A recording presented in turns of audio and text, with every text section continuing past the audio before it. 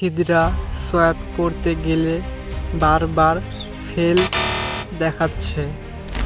অনেকে ভাবছেন এটা হয়তো ফিক্স করা যাবে, কিন্তু আসল বিষয়টা একটু ভিন্ন।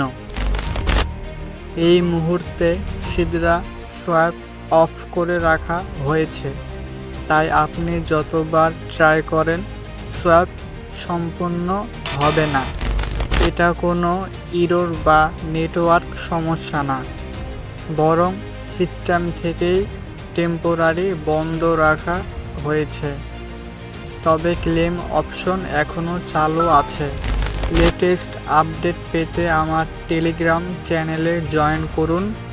সেখানে আমি জানিয়ে দিব সিদরা সোয়াপ চালু হলে সবার আগে। লিঙ্ক ডেসক্রিপশন বক্স আর ফার্স্ট কমেন্ট বক্সে পিন করা আছে।